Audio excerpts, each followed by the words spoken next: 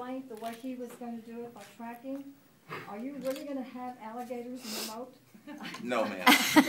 No, you really are. No, ma'am. Not going to have alligators in the moat. Here's how we're going to secure the border.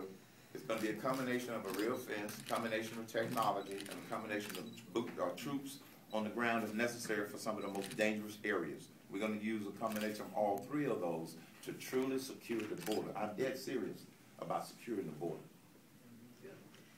Yes? I have a question. I'm going to ask you the same question that I asked the speaker. This question comes from a citizen where I'm from.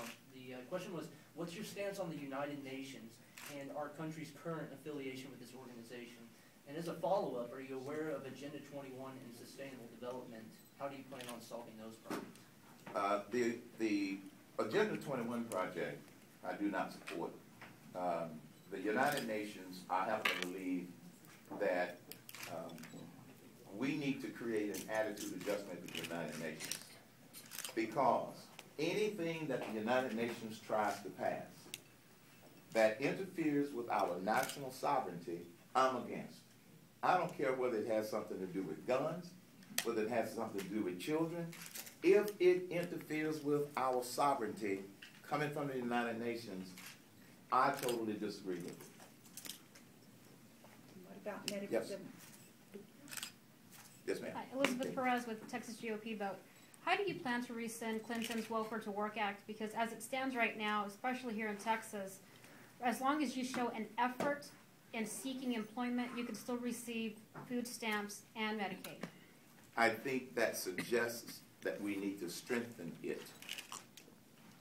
Specifically, I can't tell you, but we need to strengthen it. Generally, I want to strengthen all of those programs such that it's not that easy for people to take advantage of those programs. I believe in helping people. We are a compassionate nation, but we also need to strengthen some of the requirements such that people would be more motivated to help themselves and not be dependent upon the program indefinitely. Yes, ma'am. I was going to ask about health care. And, yes. You know, we've all the way since 96, 97 with what they call HIPAA now.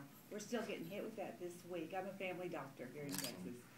And what we need to do is go all the way back and review that because we lost our privacy. Yes. And I was wondering how we could take care of that and the first dollar on that Medicare Part D, which costs us a lot of money. And when they holler, if we just cut raising our spending, much less if we have to cut. Right. Well, the first thing we need to do is to totally repeal Obamacare. It's not salvageable. It is a disaster. And one of my guiding principles is, you know, if you want to solve a problem, go to the source closest to the problem. Mm-hmm. And this is where I believe that we will have H.R. 3400, which is what it was in the previous Congress. They may have changed the name of the H.R. 3000. So, which one is it? 3000. H.R. 3000 now from this Congress is a great starting point for what I call market-driven, patient-centered reforms. And we need to go a step further. Come and talk to doctors and come and talk to people like you and say, how do we fix the problems that you're encountering relative to HIPAA? That would be the approach to that. We've got some real leaders here in Texas. Oh, I hear you. Just one more question. This gentleman and that gentleman, how about that? I can't be any fairer than that. There you go. Yes, sir. What percentage of the Latino vote do you think it's going to take for you to win the general election? And given the sort of the rise in the rhetoric, how do you plan on us getting that amount? I think that about 25% of the Latino vote, and here's why I believe that that is possible if I'm the candidate. If you have a good idea, a good proposal, a good solution, that's what's most important to people. I'm finding that with every group that I talk about. I don't try to pander to one group and say what they want to hear, because the problems we face, all Americans face.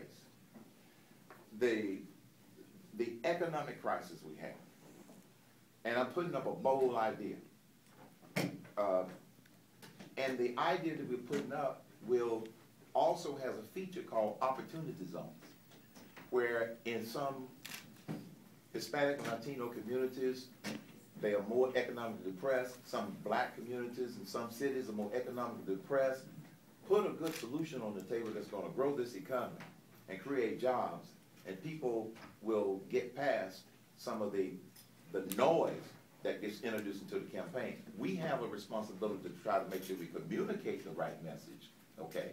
But I happen to think that people will connect with real solutions to real problems going forward.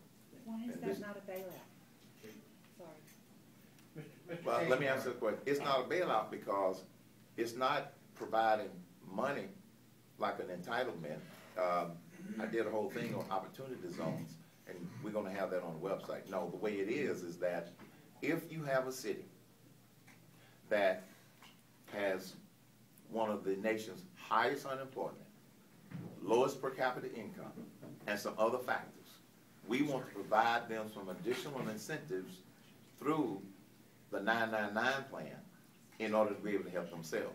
I believe that we should give additional incentives to the communities that are most economically depressed if they're willing to help themselves. So it's not a bailout.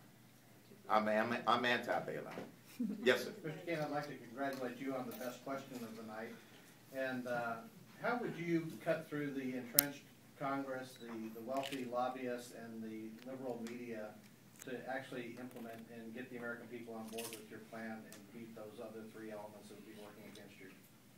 The process has already started, and that is because 999 is so straightforward and simple, the American people are starting